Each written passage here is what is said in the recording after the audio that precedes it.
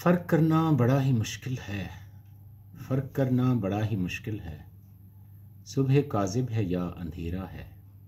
कैसे कह दूँ मैं रोशनी इसको, जबकि चारों तरफ अंधेरा है।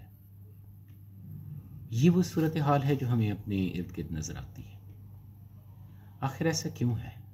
इसका जवाब सादा सा है कि जो रियासत हम तश्कील देना चाहते थे, जिस मकसद के लिए आज़ादी हमने हासिल की थी, जो अहदाफ हम हासिल करना चाहते थे, उन अहदाफ के हुसूल के लिए हमने कोई मनसूबाबंदी और फिर उन मनसूबों पर अमल नहीं कर पाए। यही वजह है कि वो पाकिस्तान अभी तक तश्कील पाया ही नहीं जो हमने बनाना था। दावे बहुत हुए, लेकिन कोई ऐसा लीडर नहीं आया। और ये कायद आज़म की शख्सियत थी कि पाकिस्तान का क़याम मुमकिन हो गया। अगर कायद आज़म ना होते तो शायद ये भी मुमकिन ना हो पाता। और बदकिस्मती से उसके बाद कोई लीडर नहीं मिला।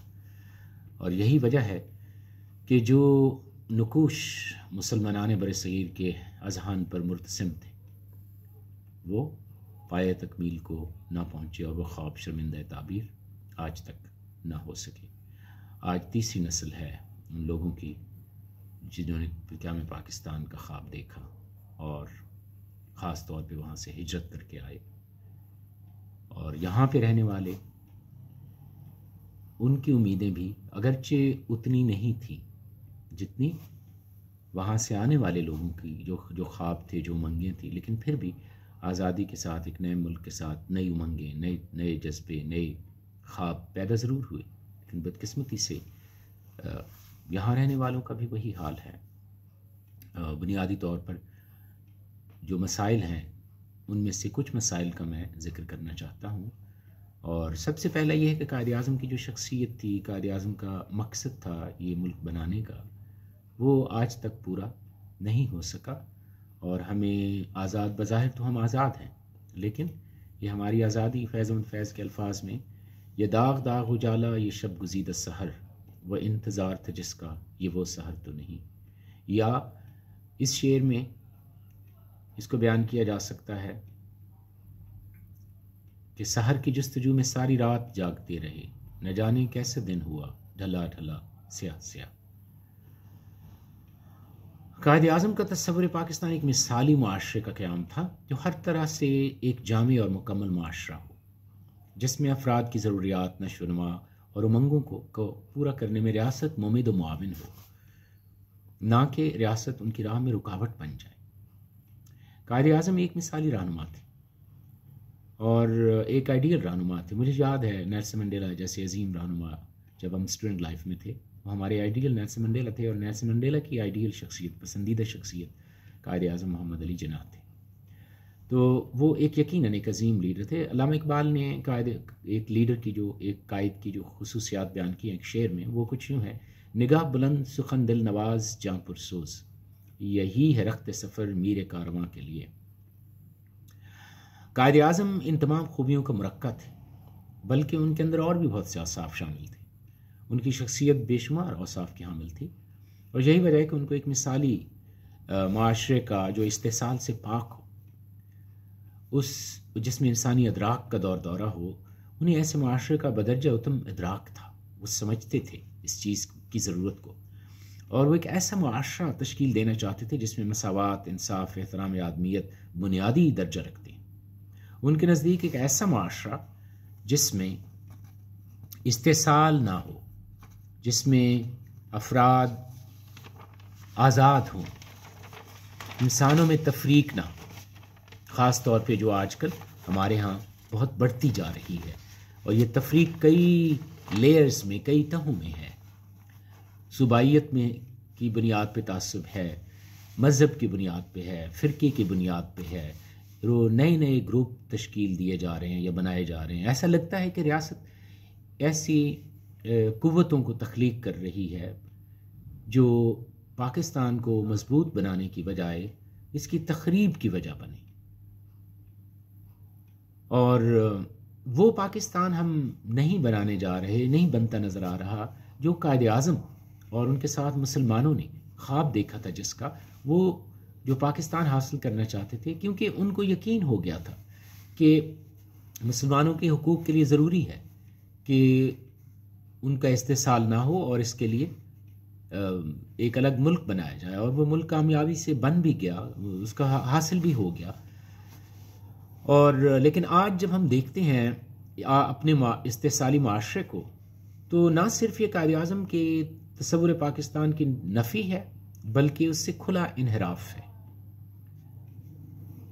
अब एक अहम सतून इसमें मैं जिसको ज़िम्मेदार समझता हूँ वो हुक्मरान तबका है, जो पाकिस्तान के इक़्तिदार पर जिसका तसल्लुत है। क्योंकि कायद आज़म के ज़हन में एक वाज़ेह नक्श था।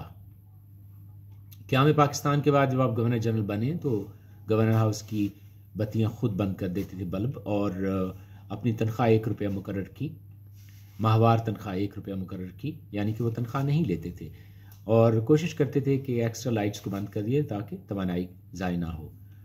क़याम पाकिस्तान के बाद मुल्क के कोने कोने में जाने के लिए तैयारी की ज़रूरत थी, और लेकिन जब उनको बताया गया कि पाकिस्तान एक गरीब मुल्क है और ये इसका मुताहम्मिल नहीं हो सकता, तो उन्होंने फिर इसकी कभी ख्वाहिश नहीं की।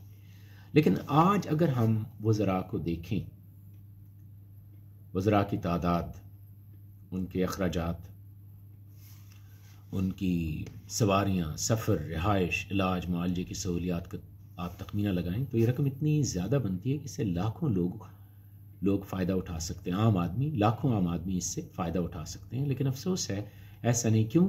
कि हुक्मरान कायद आज़म के तसव्वुर हुक्मरानी की बजाय मुग़लों के अंदाज़े हुक्मरानी या तर्ज़ हुक्मरानी का शौक़ रखते हैं।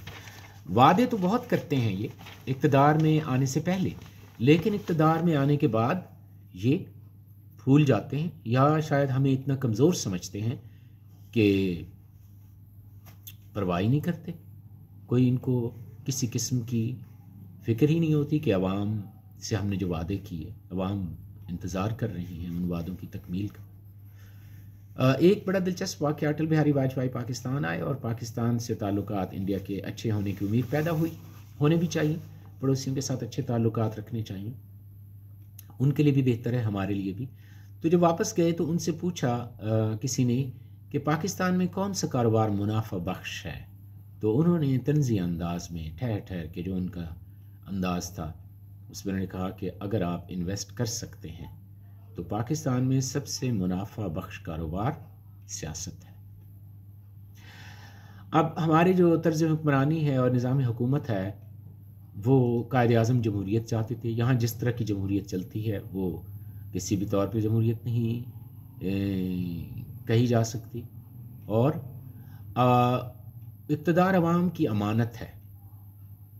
और हुक्मरान, कायद आज़म ने साफ अल्फाज में कहा था कि हुक्मरान आपके हुक्मरान नहीं बल्कि खादिम है, और जब आप चाहें इन्हें इक़्तिदार से महरूम कर सकते हैं। सियासत इनकी गद्दी नहीं है। लेकिन आज ऐसा नहीं है।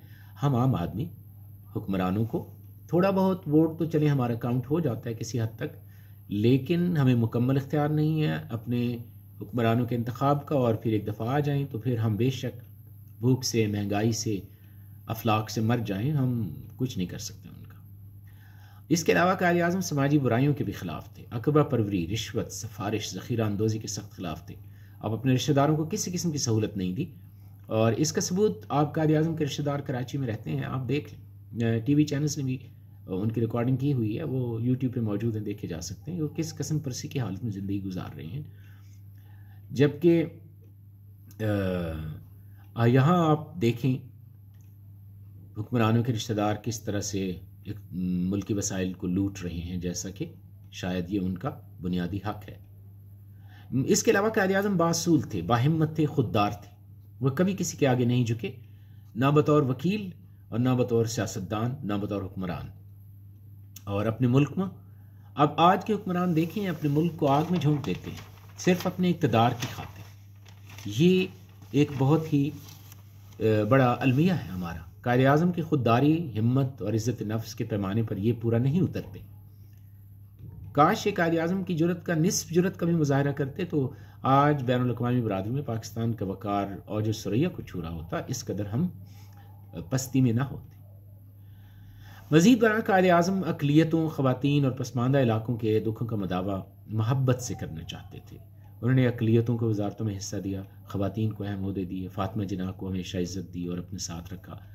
बलूचिस्तान और फाटा के लोग मुझसे बेहद मोहब्बत से पेश आते थे। लेकिन आज ऐसा नहीं है। इंतहाई अफसोसनाक बात है कि हमारे पास कोई विज़न नहीं है, हमारे पास कोई रोल मॉडल नहीं है, हमारे पास कोई प्लान नहीं है। सिर्फ हमें ऐसा नज़र आता है कि एक मखसूस तबका है जो इस मुल्क के वसाइल पर काबिज़ है और बाकी अवाम को वो भेड़ बकरियों की तरह हाँक रहे हैं और अवाम सफ़र कर रहे हैं। बहुत ज़्यादा मुश्किल का शिकार है इन दिनों। मैंने अपनी पूरी ज़िंदगी में कभी लोगों को इतनी मुश्किल में नहीं देखा। हालांकि 30 साल से इकॉनमी कर्ज पे चलाई जा रही है, जो कि गलत है, लेकिन गुज़श्ता चंद सालों में सूरत हाल मज़ीद अबतर हो गई है और इसका मदावा करने के लिए अपोजिशन पार्टीज़ भी सामने नहीं आ रही, वो भी इक़्तिदार की बारगेन कर रही हैं और कोई हमारे माशरे में कोई ऐसी कदावर शख्सियात भी नहीं है, और अगर कुछ हैं तो वो भी खामोश हो के दबक के बैठी हुई हैं। न जाने कैसा खौफ है, किस चीज़ का उनको खौफ है, किसका, जब आम आदमी की ज़िंदगी इतनी अजीरन हो गई है, अब खामोश रहना गुनाह है, जुर्म है। मैं बहैसियत उस्ताद ये समझता हूँ कि मेरा फ़र्ज़ है कि मैं अपनी आवाज़ बुलंद करूँ और मैं इस तकलीफ़ का इजहार करूँ जो आम आदमी मैं देखता हूँ, जो मैं मिलता हूँ मैं बाहर लोगों को, कि लोग इंतहाई मुश्किल का शिकार हैं।